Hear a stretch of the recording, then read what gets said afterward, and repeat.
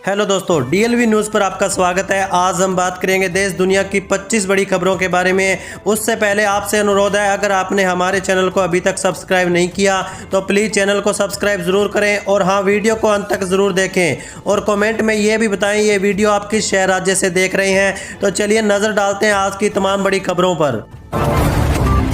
देखिए दोस्तों, अगर आप बैंक खाते, एलपीजी गैस, रेलवे सफ़र, बिजली बिल, ड्राइविंग या सरकारी योजना से जुड़े हैं तो यह खबर आपके लिए बहुत ज़्यादा ज़रूरी है, क्योंकि 1 दिसंबर 2025 से देश भर में कई बड़े बदलाव लागू हो चुके हैं। यह बदलाव आपके पैसे, बैंकिंग सिस्टम और रोज़मर्रा की ज़िंदगी पर असर डालेंगे। तो वहीं अगर आपका बैंक खाता एसबीआई में है तो ध्यान रखें कि 1 दिसंबर से एसबीआई अपनी पुरानी एमके सर्विस बंद करने जा रही है। यानी अब ग्राहकों को पैसे भेजने के लिए केवल यूपीआई, नेफ्ट, आरटीजीएस या आईएमपीएस का इस्तेमाल करना होगा। योनो लाइट ऐप पर एमके सर्विस अब उपलब्ध नहीं रहेगी। एसबीआई ग्राहकों के लिए एक और बदलाव लागू होगा। फ्री लिमिट के बाद अगर कोई लेन देन किया जाता है तो आपको प्रति ट्रांजैक्शन लगभग 23 रुपये और टैक्स देना पड़ेगा।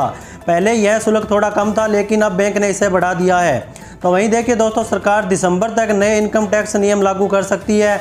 नए टैक्स स्लैब और आसान रिटर्न सिस्टम लागू होने की संभावना है। उम्मीद की जा रही है कि टैक्स प्रक्रिया पहले की तुलना में आसान और कागज रहित होगी। वहीं देखिए, कुछ राज्यों में ट्रैफिक नियमों के लिए नया ई चालान सिस्टम लागू होने जा रहा है। इस सिस्टम के तहत वाहन टैक्स, लाइसेंस, फिटनेस और चालान की स्थिति एक ही पोर्टल पर देखी जा सकेगी। इससे पोर्टल सिस्टम अधिक डिजिटल और पारदर्शी बनेगा। इसी के साथ उत्तराखंड में वाहनों पर ग्रीन टैक्स लागू होगा। अलग अलग वाहनों पर अलग राशि ली जाएगी। छोटे वाहनों पर कम और बड़े कमर्शियल वाहनों पर ज्यादा शुल्क देना होगा। वहीं देखिए, उत्तर प्रदेश और छत्तीसगढ़ के बिजली उपभोक्ताओं के लिए बड़ी राहत की खबर है। कुछ बिजली योजनाओं के तहत ब्याज माफी, बिल में छूट और आसान भुगतान विकल्प शुरू किए जा रहे हैं। यूपी में पुराने बिलों पर ब्याज की पूरी तरह से माफ करने का प्लान लागू हो गया है। वहीं दोस्तों, सरकार किसानों को डिजिटल सुविधा के तहत खाद, बीज और समर्थन मूल्य की प्रोसेस ऑनलाइन उपलब्ध करवा रही है। कुछ राज्यों में एमएसपी खरीद और फसल मुआवजा दिसंबर की पहली तारीख से शुरू हो गया है। वहीं हर महीने की तरह इस बार भी दिसंबर 2025 को एलपीजी गैस के दाम अपडेट हो गए हैं। नई कीमतें सुबह से लागू हो जाएंगी। घरेलू और कमर्शियल सिलेंडर दोनों के दाम में बदलाव देखने को मिल सकता है। दोस्तों, ये थे दिसंबर में होने वाले बड़े बदलाव। चलिए आगे बढ़ते हैं अपन खबरों में। देखिए, दिल्ली नगर निगम एमसीडी के 12 वार्डों में हुए उपचुनाव में भाजपा और आम आदमी पार्टी को नुकसान हुआ। भाजपा ने 7 सीटें जीती, जबकि आम आदमी पार्टी को 3 सीटें मिली। कांग्रेस ने भी 1 सीट पर जीत हासिल की। चांदनी चौक में भाजपा ने जीत दर्ज की, लेकिन आम आदमी पार्टी को चांदनी महल सीट पर झटका लगा, जहां वह तीसरे नंबर पर रही। वहीं देखिए अगली बड़ी खबर, अगर आप चाहते हैं कि किसी भी तरह का वाहन चलाते हैं और कभी आपका किसी नियम के उल्लंघन पर चालान कटा है तो इस खबर को सुनना आपके लिए काफी जरूरी है। समय समय पर देश भर में लोक अदालत को लगाया जाता है, जिसमें लंबित ट्रैफिक चालान और कई अन्य मामलों का निपटारा किया जाता है। इस साल के आखिरी महीने में किस तारीख को चालान माफ करवाने का मौका मिलने वाला है। वहीं देखिए अगली बड़ी खबर, रूसी राष्ट्रपति व्लादिमीर पुतिन 4-5 दिसंबर को भारत दौरे पर आ रहे हैं, जहां वे प्रधानमंत्री नरेंद्र मोदी से मुलाकात करेंगे। रूस यूक्रेन युद्ध के बाद यह उनका पहला दौरा भारत का होगा। इस शिखर सम्मेलन का मुख्य उद्देश्य अमेरिकी प्रतिबंधों के बावजूद भारत रूस के व्यापार को बढ़ावा देना होगा, परमाणु ऊर्जा सहयोग बढ़ाना और रक्षा संबंधों को मजबूत करना है। भारत और यूरेशियन इकोनॉमिक यूनियन के बीच एफटीए पर भी बातचीत जारी है। वहीं देखिए दोस्तों, अमेरिका के राष्ट्रपति ट्रंप द्वारा भारत पाकिस्तान हालिया संघर्ष को खत्म करने का दावा फिर चर्चा में है। इसका कारण है कि एक बार फिर ट्रंप ने इस बात को दोहराया कि उन्होंने भारत और पाकिस्तान संघर्ष को खत्म किया था। ऐसे में अब ट्रंप के इन दावों के चलते एक बार फिर देश में सियासी गर्माहट तेज हो गई है। कांग्रेस ने पीएम नरेंद्र मोदी पर निशाना साधते हुए कहा कि अमेरिका के लगातार यह दावा करने पर है कि ट्रंप ने भारत पाकिस्तान के बीच शांति स्थापित की। कोई आश्चर्य नहीं है कि मोदी ट्रंप अगलों में से अब पूरी तरह से ठंडी पड़ चुकी है। चलिए अगली खबर देखिए, तलाकशुदा मुस्लिम महिलाओं को लेकर सुप्रीम कोर्ट ने मंगलवार को बड़ा फैसला सुनाया और कहा कि तलाकशुदा मुस्लिम महिला विवाह के समय अपने माता पिता द्वारा उसे या उसके पति को दी गई नकदी, सोना और अन्य वस्तुएं कानूनी रूप से वापस पाने की हकदार है। कोर्ट ने यह भी कहा कि ऐसी वस्तुओं को महिला की संपत्ति माना जाता है। जब विवाह खत्म हो जाए यानी तलाक हो जाए तो उसे वापस कर देना चाहिए। तो वहीं दोस्तों देखिए, नौकरी का झांसा देकर आईआईटी जोधपुर के प्रोफेसर ने गेस्ट हाउस में महिला संग रेप किया। वहीं कोर्ट ने इसी को लेकर 10 साल की सजा भी सुनाई।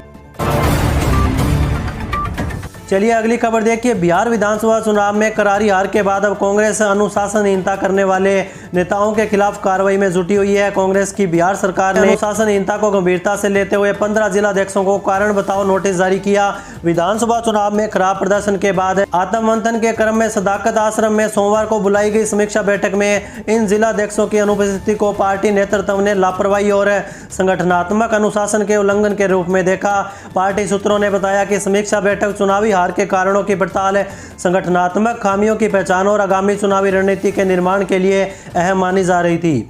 इसके बाद भी कई जिलाध्यक्षों ने पूर्व सूचना के बाद बैठक में शामिल होने को जरूरी नहीं समझा।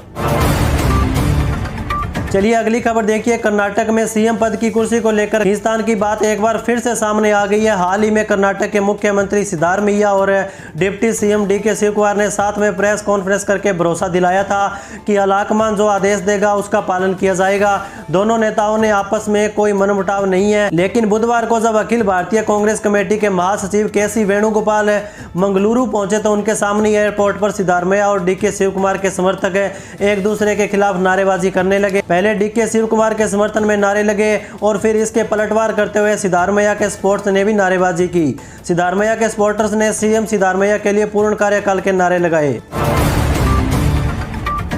वहीं देखिए दोस्तों, प्रधानमंत्री नरेंद्र मोदी ने बुधवार को पश्चिम बंगाल के सांसदों से मुलाकात की और 2026 में होने वाले विधानसभा चुनाव की तैयारियों को लेकर चर्चा की। पीएम मोदी ने राज्य में कानून व्यवस्था पर भी चर्चा की और कहा कि खगेन मुर्मू जैसी सांसदों पर हमले की घटनाओं को प्रभावी ढंग से उजागर किया जाना चाहिए ताकि लोग टीएमसी के कारण हुई हिंसा को समझ सकें। चलिए अगली खबर देखिए। संसद का शीतकालीन सत्र शुरू हो चुका है, जिसके पहले 2 दिन विपक्ष के हंगामे के कारण बाधित रहे। विपक्ष ने एसआई और संचार साथी ऐप जैसे मुद्दों पर सरकार को घेरा, जिससे लोकसभा की कार्यवाही कई बार स्थगित करनी पड़ी। तो वहीं बुधवार को भी सदनों में हंगामे के आसार दिखे। यह सत्र 19 दिसंबर तक चलेगा। वहीं देखिए दोस्तों, राज्य में औद्योगिक निवेश को बढ़ावा देने के लिए जल्द ही 100 से ज्यादा आवेदनों को लेकर लेटर ऑफ कंफर्ट जारी किया जाएगा। यह आवेदन करीब 2 वर्षों से लंबित चल रहे हैं। इन्वेस्ट यूपी ने इन्हें एलओसी जारी करने के लिए औद्योगिक विकास विभाग को पत्र लिखा। इन्वेस्ट यूपी की कोशिश है कि ग्राउंड ब्रेकिंग सेरेमनी से पहले लंबित चल रहे निवेश के 106 प्रस्तावों को एलओसी जारी कर निवेश की प्रक्रिया में शामिल कर दिया जाएगा। वहीं देखिए अगली बड़ी खबर। सड़क यात्रा को सुरक्षित और स्मार्ट बनाने के लिए रिलायंस जियो ने national highway authority of India ने पार्टनरशिप तय कर ली है। इस पार्टनरशिप के बाद जियो ने 50 करोड़ से ज़्यादा यूजर्स को नेशनल हाईवे पर यात्रा के दौरान रियल टाइम सेफ्टी अलर्ट मिलेगा। रोड सेफ्टी को लेकर यह सिस्टम जियो के 4G 5G नेटवर्क पर आधारित रहेगा। यह पूरी तरह से ऑटोमेटेड होगा, यानी अलर्ट के लिए किसी भी एक्स्ट्रा डिवाइस, कैमरा या रोड के किनारे लगे हार्डवेयर की जरूरत नहीं पड़ेगी। जैसे ही कोई यूजर हाईवे के पास होंगे, उन्हें मोबाइल पर ऑटोमेटिक अलर्ट मिल जाएगा। जियो यूजर्स को नीचे लिखे अलर्ट मिलेंगे।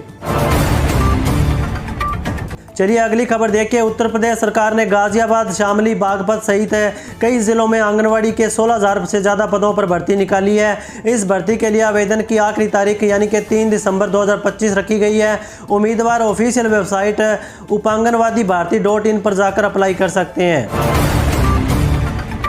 वहीं देखिए दोस्तों, छत्तीसगढ़ में पीएम सूर्य घर मुफ्त बिजली योजना के तहत उपभोक्ताओं को सब्सिडी दी जाती है। 1 किलोवाट क्षमता के सोलर प्लांट पर 15,000 रुपये और 2 किलो या उससे अधिक क्षमता के प्लांट पर 30,000 रुपये की अतिरिक्त सब्सिडी दी जाती है। मुख्यमंत्री विष्णु देव साय की अध्यक्षता में मंत्रालय महानंदी भवन में बैठक की गई। इसमें राज्य के घरेलू विद्युत उपभोक्ताओं को बिजली बिल में रियायत देने के साथ ही अन्य महत्वपूर्ण निर्णय भी लिए गए। मुख्यमंत्री ने कहा कि ऊर्जा राहत जन अभियान से 45 लाख उपभोक्ता लाभान्वित होंगे। प्रधानमंत्री सूर्य घर मुफ्त बिजली योजना का लाभ प्रदेश के सभी उपभोक्ताओं को मिलेगा। तो दोस्तों, अब समय हो चुका है आज के मौसम अपडेट का। और हाँ, अभी तक आपने चैनल को सब्सक्राइब और वीडियो को लाइक नहीं किया तो प्लीज़ कर दीजिए। आपके एक लाइक कमेंट से हमें बहुत सहानुभूति मिलती है। और हाँ, बेल आइकन को भी दबा दीजिए ताकि सही समय पर सही खबरें सबसे पहले आपके पास पहुँच सके। तो चलिए नज़र डालते हैं आज के मौसम अपडेट पर। देखिए, दक्षिण पश्चिम बंगाल की खाड़ी में बना चक्रवाती तूफान दितवा अब डीप डिप्रेशन में बदल गया है। क्षेत्रीय मौसम विज्ञान केंद्र के अनुसार यह सिस्टम तमिलनाडु पुडुचेरी तट के समांतर गुजरते हुए धीरे धीरे कमजोर हो गया है। हालांकि 6 दिसंबर तक लोगों को सावधान रहना पड़ेगा। राज्य के कई इलाकों में हल्की से मध्यम बारिश जारी रह सकती है। चेन्नई और आसपास के क्षेत्र में बादल छाए रहेंगे। वहीं दिल्ली में आज न्यूनतम तापमान 8 डिग्री सेल्सियस तक पहुंच जाएगा। आने वाले सप्ताह में न्यूनतम तापमान 5 डिग्री सेल्सियस तक जा सकता है। वहीं अधिकतम तापमान 20 डिग्री सेल्सियस से नीचे जा सकेगा। सुबह के समय 15 से 20 किलोमीटर प्रति घंटे की रफ्तार से हवा चल सकती है। वहीं दोस्तों उत्तर प्रदेश में धीरे धीरे ठंडक बढ़ना शुरू हो गई है। ठंडक का सबसे ज्यादा एहसास रात के समय हो रहा है। मेरठ में न्यूनतम तापमान 5.2 डिग्री सेल्सियस के आसपास पहुंच गया, जिसके चलते मेरठ में इस सीजन की सबसे सर्द रात रही। इसके अलावा अन्य जिलों में भी न्यूनतम तापमान में गिरावट आई है। प्रदेश के पश्चिमी और पूर्वी हिस्से में मौसम शुष्क रह सकता है। इस दौरान दोनों हिस्सों में सुबह के समय कहीं कहीं पर छिछला से मध्यम कोहरा छाने की संभावना है। इसी तरह 4 से 5 दिसंबर को भी प्रदेश में मौसम साफ रहेगा। इस अवधि में भी सुबह के समय का असर दिखाई पड़ सकता है। 6 और 7 दिसंबर को भी मौसम जस का तस बना रहेगा। वहीं मौसम विभाग के मुताबिक पटना, बेतिया, गोपालगंज, सारण, भोजपुर, बक्सर सहित 10 से अधिक शहर घने कोहरे की चपेट में रहेंगे। उत्तर भारत में एक नया पश्चिमी विक्षोभ सक्रिय हो सकता है, जिसके चलते तापमान में तेजी से गिरावट आने की आशंका जताई गई है। इसी के साथ राजस्थान की राजधानी जयपुर में आज शीतलहर का अलर्ट जारी किया गया। इसके अलावा भरतपुर, जोधपुर में सुबह के समय घना कोहरा देखने को मिल सकता है। अधिकतम तापमान और न्यूनतम तापमान में 2 से 3 डिग्री सेल्सियस की कमी देखी जा सकती है। वहीं उत्तराखंड में सुबह और शाम के तापमान में अंतर बढ़ गया है, लेकिन सामान्य तापमान में गिरावट नहीं आई, जिसके कारण सूखी ठंड परेशान कर रही है। हालांकि 4 दिसंबर से ऊंचाई वाले इलाकों में बर्फबारी होने की संभावना है, जबकि कहीं कहीं पर हल्की बारिश भी हो सकती है। लगातार 2 महीने से शुष्क मौसम होने के चलते सूखी ठंड ने खासा परेशान किया हुआ है। चलिए आगे बढ़ते हैं अपन खबरों में। देखिए, संचार साथी ऐप को लेकर जारी सियासी बयानबाजी ने बीच सरकार ने इस ऐप के प्री इंस्टॉलेशन की अनिवार्यता को पर रोक लगा दी है। इससे पहले दूरसंचार विभाग ने हर स्मार्टफोन में इस ऐप का प्री इंस्टॉलेशन जरूरी कर दिया था। इतना ही नहीं, जो मोबाइल पहले से ही बाजार में है उनके लिए भी मोबाइल निर्माता कंपनियों को निर्देश दिया गया था। कहा गया था कि इन मोबाइल में अगले सॉफ्टवेयर अपडेट के साथ ही इस ऐप को इंस्टॉल करना होगा। इसके लिए 90 दिन का समय दिया गया। ये निर्देश 28 नवंबर को जारी किए गए थे। चलिए अगली खबर देखिए। एसआईआर पर चर्चा की मांग को लेकर विपक्ष के विरोध संसदीय मामलों के मंत्री किरण रिजिजू ने कहा कि हमने बार बार शांतिपूर्ण और अनुशासित तरीके से चर्चा करने की अपील की है। हमने हमेशा कहा है कि एक मुद्दा उठाने के लिए आप दूसरे मुद्दों पर समझौता नहीं कर सकते। कुछ पार्टियों का सदन में रुकावट डालना ठीक नहीं है। चुनाव में जीत और हार तो होती रहती है, लेकिन इस हार का गुस्सा संसद में निकालना ठीक नहीं है। हम किसी भी मुद्दे पर चर्चा के लिए तैयार हैं। मैं विपक्षी सांसदों से अपील करता हूं कि वे सदन की कार्रवाई में रुकावट न डालें।